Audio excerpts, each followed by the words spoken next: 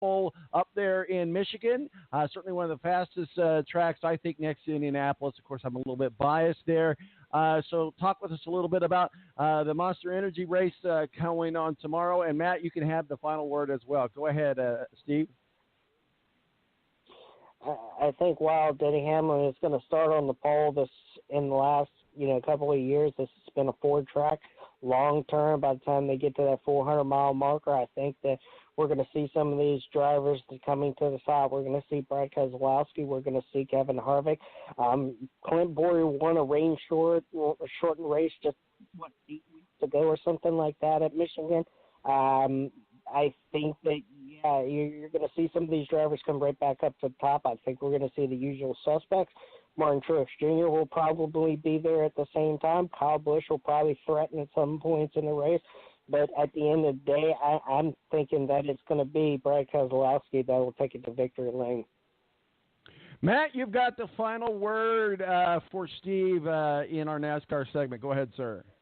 I think the Toyotas are going to be strong. I think you're going to see Denny Hamlin and Kyle Busch ultimately controlling the pace at the front. Maybe Kevin Harvick gets involved.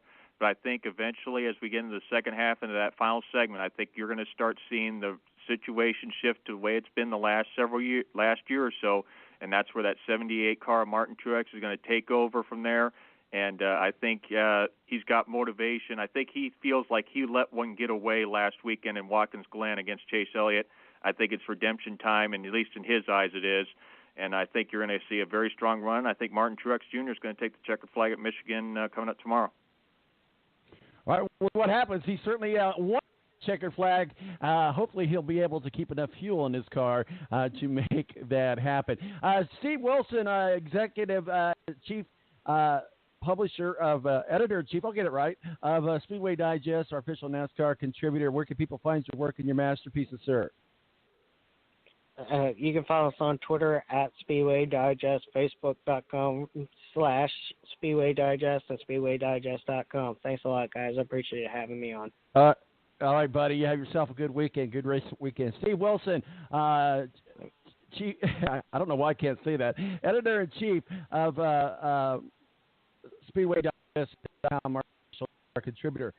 Matthew, are you going to stick around for the last hour, or are we going to get juicy, or do you got to go? I think we're going to lay out the football talk. We've talked enough stuff. I don't think we need to get to any more because I'm going to get back to it. But anyway, don't forget, follow me on Twitter, MATTEMBURY, and we will go from there. And as always, go Irish. All right, Matt, we'll catch up with you soon. Have yourself a good weekend, sir. Anytime, Tom. Matthew Embry, our official IndyCar contributor and squirrel, if you will, gets off topic with this big Irish fan up there in Mishawaka area, South Bend area. He works for the flagship station that actually airs the Notre Dame games, and he does a lot of post games and pre games with Notre Dame. So certainly we got the fireworks started early today. Matt's hot take was, we need to ban Donald Trump from ban Donald Trump from the NFL because he's the reason why all of these problems. So that's we're going to get into the craziness, some overreaction, some crazy overreaction that happened in preseason. Certainly, the Philadelphia Eagles, defending Super Bowl champion, fell to the Pittsburgh Steelers. We are efforting to see if we can't get Ed Kratz on to talk about that game, but not sure if we're going to be able to. Rick-Riggin, our executive producer, going to be joining us here in the second hour. We're going to be doing our fantasy football preview, not our mock draft, just kind of a preview of where we're at on that. If you want to join in, 917-889-8516 is our digits. My name's Tom Marquis, El Presidente. We'll be right back right here on the Balance Radio Network. I just want to take you away. Blow your hands up in the sky. Let's set this party alright.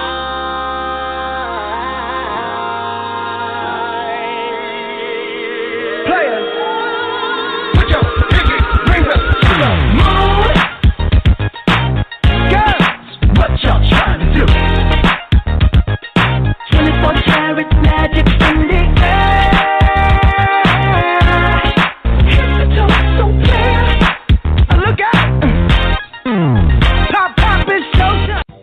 National Guard is a reserve component of the United States Air Force and serves alongside active-duty Air Force members in times of a national crisis.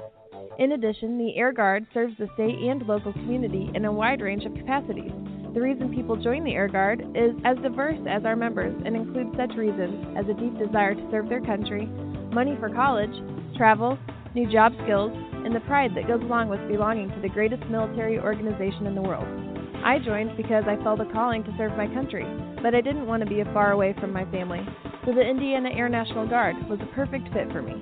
With over 95 different career opportunities to choose from and 100% paid college tuition to any state-funded college, why not give us a call? Call 1-800-841-3103 or visit online at goang.com to find out more. Again, that's 1-800-841-3103. The Air National Guard, guarding America, defending freedom. It's double trouble, double the fun at African Safari Wildlife Park in Port Clinton, Ohio. See the largest antelope on Earth, the giant eland, and the ugliest creature on Earth, the African warthog. There's so much to see and do, including the Midwest's only drive-through safari. Feed the animals, see live educational shows, feel the excitement. Have your picture taken with a python or cockatoo. Feel the adventure. Shop the Symbol Lodge gift shop with items available from around the globe. Visit the snack bar or picnic facilities. Enjoy a pony or camel ride. Or cheer your favorite porker on to victory in the famous Pork Chop Down. Bring your family to see the rare and exotic animals at African Safari Wildlife Park in Port Clinton, Ohio. Just take Route 2 to the Route 53 North exit and follow the sign. Only 17 miles west of Cedar Point via Route 6. Open every day, rain or shine. When you don't go to Geico.com, car insurance can be confusing. Like Swedish techno confusing. Bark, bark, meow, meow. Dance with me, purple cow. Bark, bark, meow, meow. Ooh, you lovely cow. Geico makes it easy. With 24/7 access, all you have to do is go to Geico.com and you could save money on car insurance. It just makes sense. Unlike, you know. Dance with me, purple cow. I like your moves. When you don't go to Geico.com, car insurance can be hard. Like early 90s heavy metal hard. I'm yelling and screaming and I'm loud. Roar. Geico makes it easy. You can review and update your policy or report a claim on Geico.com or the Geico mobile app. Because shouldn't we all have a little less stress in our lives? I'm not even upset about anything. 5,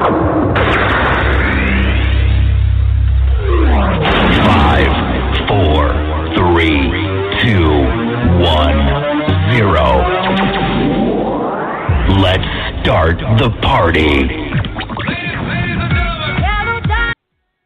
All right, welcome back to Balance Hour number 2. We're rolling on along. Thank you to Matthew Embry, our official IndyCar contributor. Also talks a little college football and pro football. And we got into kind of a hot take city right away. We'll get to Rick here in just a minute to get on some hot takes and craziness and overreactions from the preseason games this weekend. Of course, it's our annual fantasy football preview, so we're going to just start talking about some fantasy football studs and duds as you guys get ready for your fantasy football drafts coming up. Of course, if you're playing in the Balance League, we've got ours coming up here in just a couple of weeks. So exciting time for that. We talked a little NASCAR with C. Wilson, our official NASCAR contributor. Certainly we talked some IndyCar with Matthew Embry. Joining us also is our executive producer, Rick-riggin. Rick, I always, when I see your screen name pop up here, I always know that it's you. How are you doing, sir? John_Slapperjohn. John Flapperjohn. John Flapperjohn. I love it. Rick, how are you, sir? Pretty good. Sorry for running late, but, I'll just put her on blast right now on the show when you have an 18-year-old daughter who uses your stuff without you knowing about it and then misplaces it, and then you got to go find where the stuff is so you can go on a radio show. You know, at the time of the radio show, it's not good. So that's why I was late. Well, fortunately, I don't have an 18-year-old daughter. I just have a dog. Joining us also is Steelers fan. We'll call him Steelers fan Kyle. Kyle's been on before. Kyle, I know we used to be colleagues together. I know you're a big Steelers fan. We are efforting to get Ed Kratz on, but I haven't not heard from him, so he may be caught up with some other stuff that's going on with him and the Eagles or whatever. But a win is a win is a win, even if it is preseason, and we're enjoying one with the Indianapolis Colts as well. Kyle, welcome aboard, sir. How are you? I'm doing well, Tom. Good to hear from you, man. Yeah, fantastic. So we'll get into this here in just a second, this game in just a second. But, Rick, you weren't on the first hour, but I will tell you that Matthew Embry kind of just came on the mic and lit the fuse.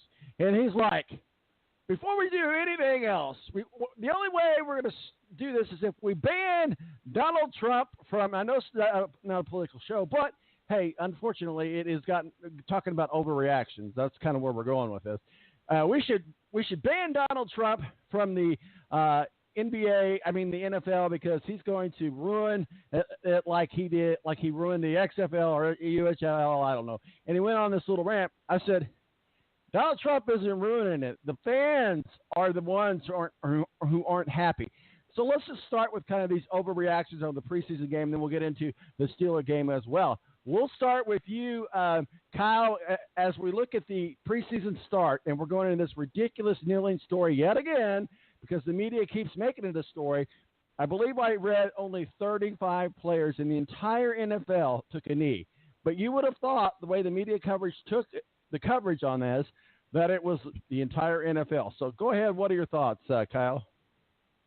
I'm actually kind of surprised. I was talking to one of my coworkers about this the other day. It was just kind of one of those things that I'm surprised that anybody associated with NFL media, CBS, Fox, ESPN, anybody would really even want to talk about it as a story at this point, because from a financial perspective, the more you talk about it, the more you make people angry, and people don't necessarily, and regardless of where people stand on the particular issue, it becomes a hot button issue that's an unnecessary component for a lot of the cases. So I think that it's actually, it seems like the NFL and the NFL media and anybody that covers it is kind of doing it to themselves at this point. You can say that Donald Trump is a firebrand when it comes to that information, and he certainly can light that fuse. But when they keep talking about it, when it keeps being perpetuated, then it becomes an issue by them just sheerly talking about it. If they let it go, it probably wouldn't be a thing. Absolutely, Rick. What are your thoughts? I couldn't agree with you more. And honestly, I'll take it a step further. I think if the NFL is paying you money for broadcast rights, you now become a partnership. And in a lot of ways, if I'm paying you money to do a service for me, in a lot of ways you're employed by me. I could, if I'm the NFL, say, hey, if you want to be a broadcast partner with us, you stop this nonsense of making this a story and don't talk about it. All the networks who are partners with it don't talk about it. It'll go away, Rick.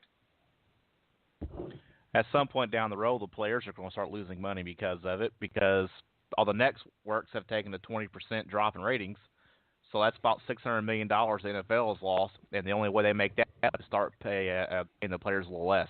Because you can't 4% loss and still your money going out still be the same. You know what I mean? So, but Trump, what was it? Just 2 Miami Dolphins players that kneeled, and it's really 99%. It's really 99% of the NFL. They all stand. It's just a crazy 1%, I guess. Trump is just going to use every player that kneels as a political game because it plays well for his party, his supporters. Anyway, so that's the whole thing that this is all about on social media.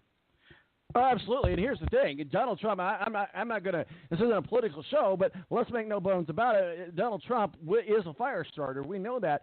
He wouldn't have said anything if the media didn't make it such a big story. I saw like 35 people. Anyway, so it's redonkulous. I mean, you're right. Go ahead. You're exactly right. He wouldn't even know anything about it if the media, ABC, NBC, whoever had the game on and didn't say something or show the players kneeling or anything about it. He wouldn't even known about it. You know this for a fact that Fox this year will not be airing the national anthem. They're just not going to air it. So